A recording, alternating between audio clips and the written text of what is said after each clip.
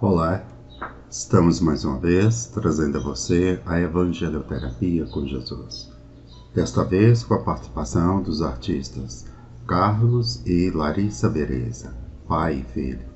Projeto desenvolvido pelo Centro Espírita José Caetano, que visava analisar e refletir o Livro dos Espíritos, publicado em 18 de abril de 1857, em Paris, na França, por Allan Kardec e traduzido por Maria Lúcia Alcântara de Carvalho. Agradecemos primeiramente a Deus, ao nosso Senhor, Jesus e aos bons espíritos pela oportunidade que nos tem dispensado a doutrina espírita e desta casa espírita séria, organizada e comprometida com a caridade. Hoje falaremos sobre anjos e demônios. Mais precisamente, as perguntas 128 a 130 do capítulo 1 da segunda parte do livro. Anjos e demônios. Os seres a que chamamos anjos, arcanjos, serafins, formam uma categoria especial, de natureza diferente da dos outros espíritos? Não. São os espíritos puros, os que se acham no mais alto grau da escala e reúnem todas as perfeições. Analisemos essa questão. O reino evangélico é habitado por espíritos puros, capazes de entender a filosofia espiritualista que tem Jesus como mestre por excelência. O anjo já passou por toda a escala porque todos os espíritos passam em busca de perfeição. E essa diretriz tem um preço, custa sacrifícios, abnegação das coisas que nos afasta de Deus. A sabedoria e o amor são duas forças poderosas que despertam a almas com todos os seus atributos. E como despertá-las sem os golpes da vida, sem o trabalho intenso, enfim, sem calvário a subir e onde sofrer. Todos os espíritos passam por processos idênticos. Na subsistência do existir, somente as diferenças são variáveis. Para se expressar como liberdade e dar o livre-arbítrio para o espírito se revestir de responsabilidade. As almas devem ser conscientes de que elas sabem muito pouco das leis espirituais, assim como nós também. Somente o tempo que desenvolve em nós a maturidade é capaz, na sequência da vida, de ir tirando o véu do nosso entendimento, e passaremos então a compreender, com mais acerto, a nós mesmos na faixa em que vivemos. A natureza não dá saltos.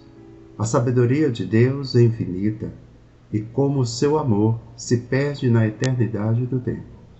Quem se amarra, parando no conhecimento que já possui, começa a morrer.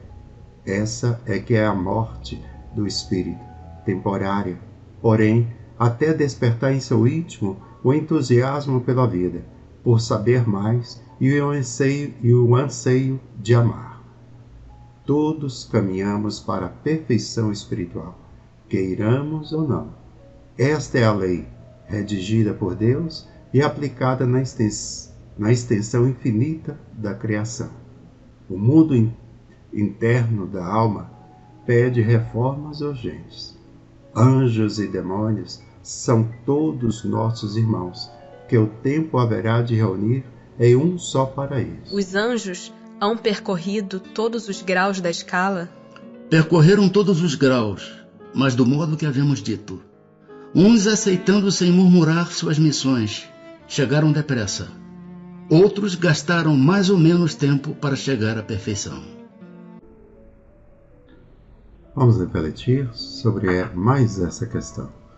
Os processos de despertamento das criaturas de Deus são diversas vezes, não obstante, todos eles nos levam à perfeição. Ainda é preciso dizer mais, que o Espírito nasce das mãos do Criador com seus atributos em estado latente, esperando golpes do tempo pelas mãos da perfeição.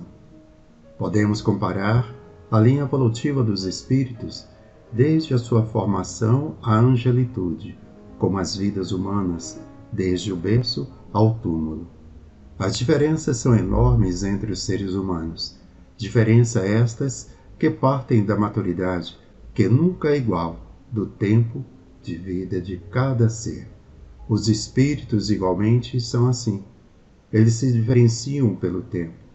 Certamente, os mais velhos carregam consigo maior número de experiências e essas experiências lhes conferem despertamento mais seguro.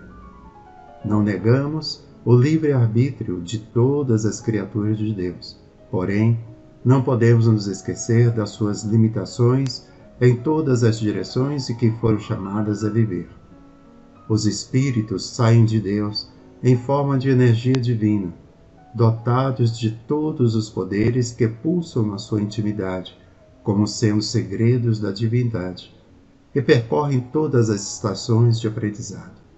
Nunca podemos dizer que um sofre tormentos dos seus próprios erros e outros não. Que o despertamento de uns se processam sem sacrifício, enquanto outros foram torturados pelos seus desequilíbrios, como sendo demônios. O livre-arbítrio se expressa noutro sentido, de difícil entendimento, mesmo para os espiritualistas. Os que escolhem o mal são espíritos aos quais faltam experiências no campo de ascensão. O que chamamos de mal convida a alma com as facilidades inerentes às suas ilusórias conquistas, e todos nós passamos pelas ilusões da vida.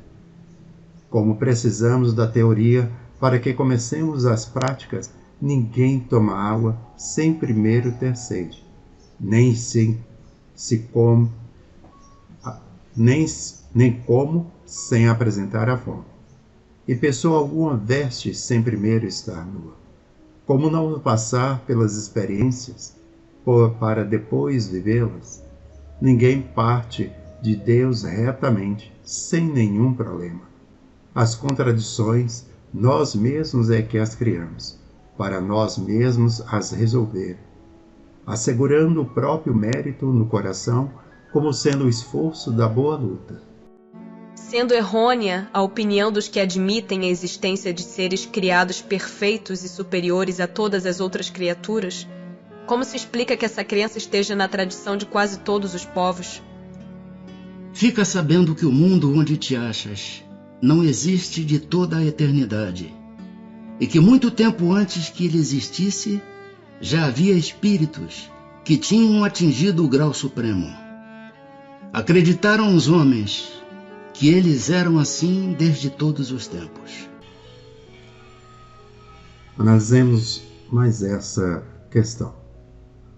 Com as nossas limitadas palavras sobre o Criador, podemos dizer que Deus é uma personalidade individual, mas, pelo seu poder, se encontra no centro de todas as coisas, no comando de tudo que existe, feito por Ele mesmo.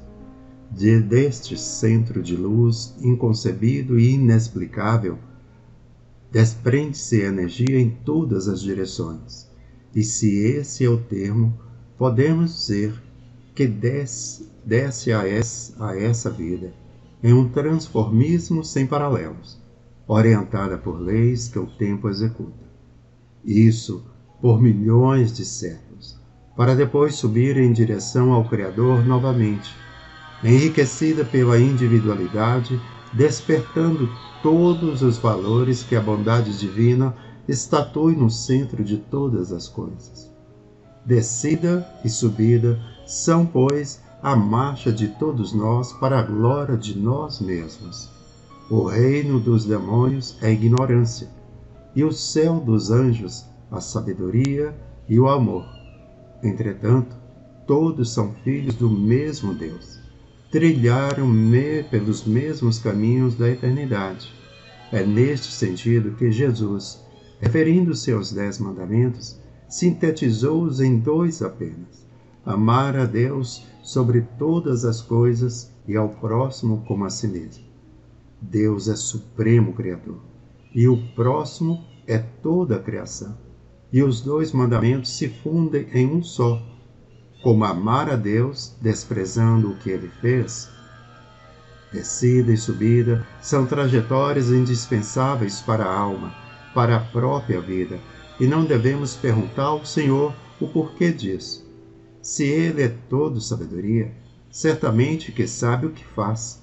Se o amor é o seu atributo maior, o que Ele faz não pode estar sujeito a censuras ou a desconfianças da nossa parte. Tudo tem uma razão de ser, e nada acontece sem a permissão de Deus. Onde achas erros, é por causa dos limites da tua compreensão. Neste momento, ora, pede ao Senhor para abrir o teu entendimento, dilatando as tuas sensibilidades, que logo acharás as equações do que procura, do que te faz sofrer. Assim seja. Graças a Deus. Até o nosso próximo encontro. Fique em paz.